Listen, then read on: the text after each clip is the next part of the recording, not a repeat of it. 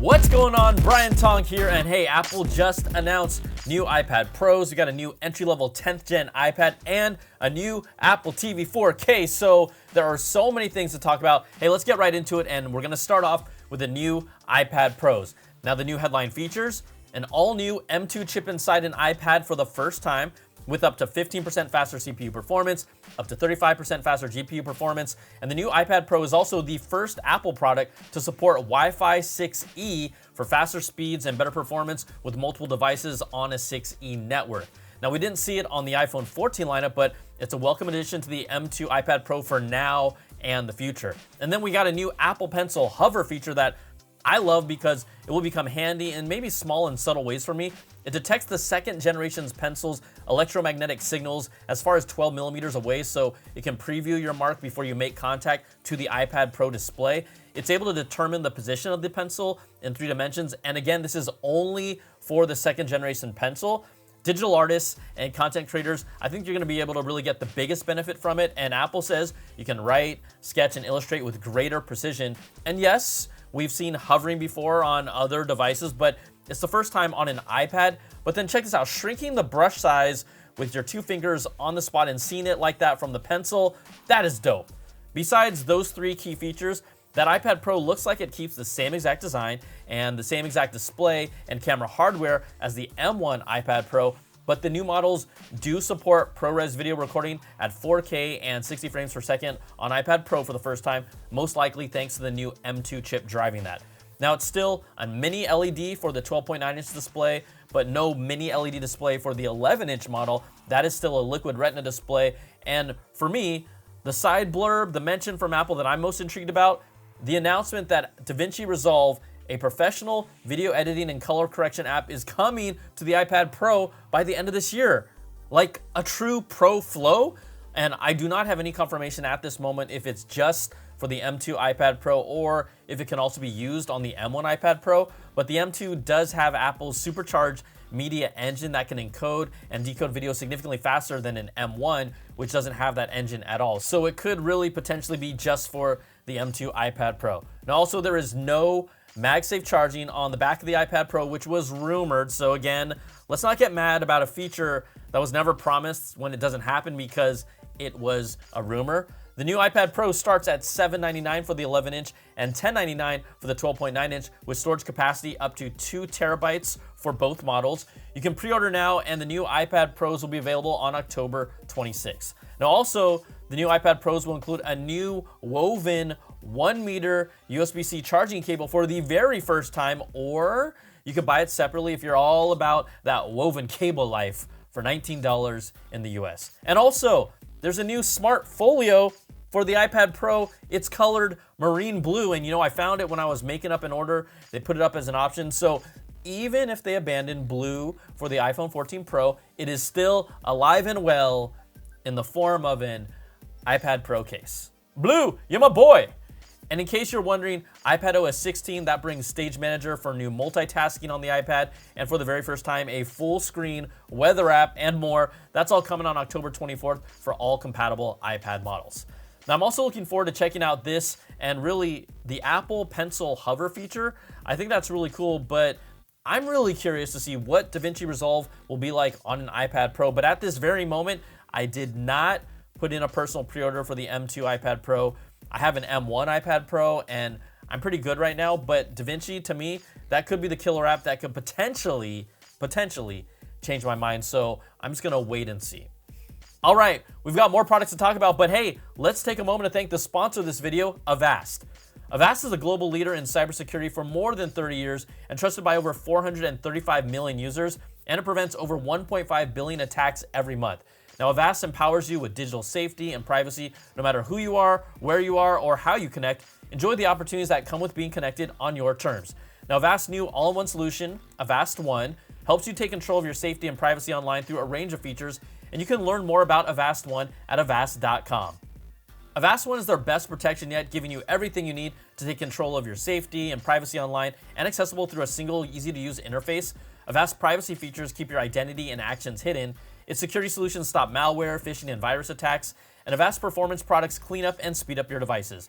Now, it includes its award-winning antivirus that stops viruses and malware from harming your devices, and its firewall protection keeps your personal info secure and prevents attacks that try to steal our data.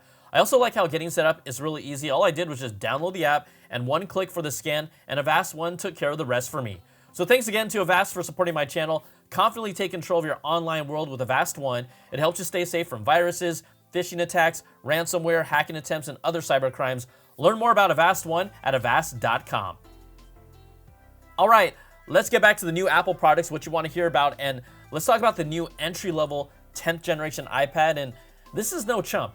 You see, it's loaded with an A14 Bionic chip. You got an all-new design with a 10.9-inch Liquid Retina display. That matches the design language of the current iPad lineup as a whole. So it's all touchscreen with the Touch ID on the power button at the top. It comes in new colors almost straight out of the CMYK color scheme. So that would normally be cyan, magenta, yellow, and black. And they look dope, but Apple calls them blue, pink, and yellow. And I gotta love me that yellow.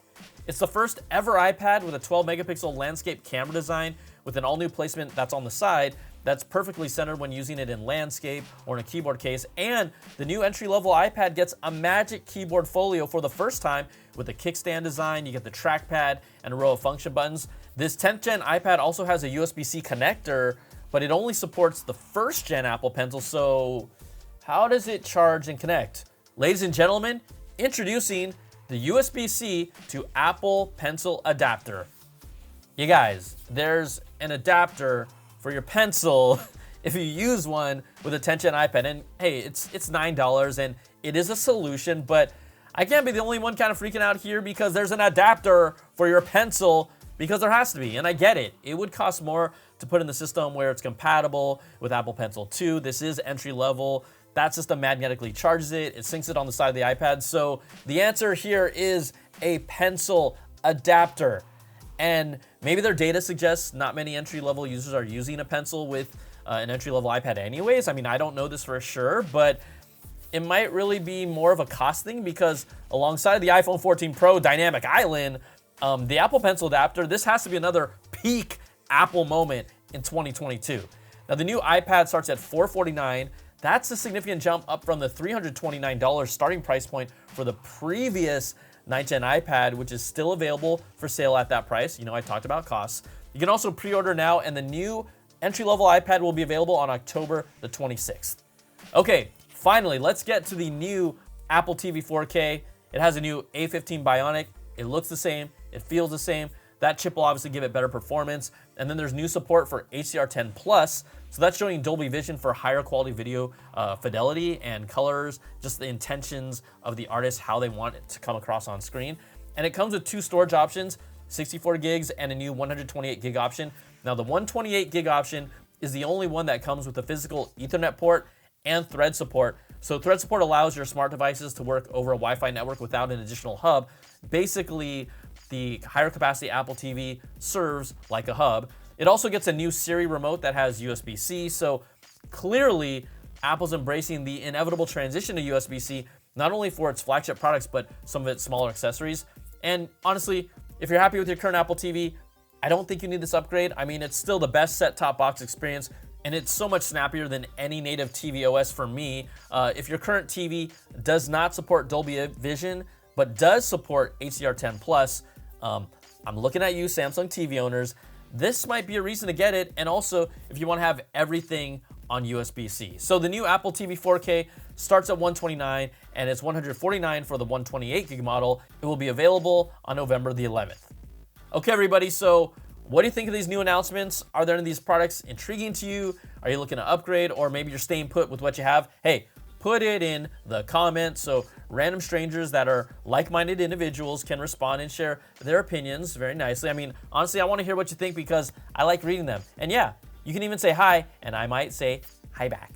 All right, but hey, do not fall for the spam bots. I'm still not giving anything away for free. And also, just a few more Apple notes to follow up on. macOS Ventura will also be officially released on October the 24th, with Stage Manager for the Mac as a multitasking option. You get the continuity camera feature where you can use your iPhone as a web camera, and then you can also hand off FaceTime from your phone to your Mac or vice versa when you're on the go. Plus, you get all the editing and unsending messages in iMessage. You get the scheduling and unsending emails in that app and more. So lots of new fun and useful features coming for free. And also, I did a first look of this recently, but Belkin's new iPhone mount with MagSafe is now available to purchase for $29.95 in black or white on Apple's website.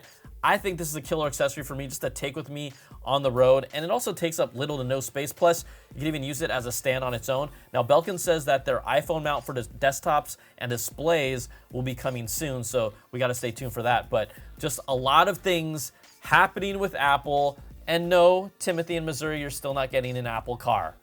What are you thinking?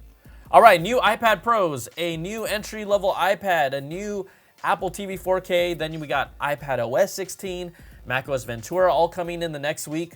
That's a whole bunch of stuff.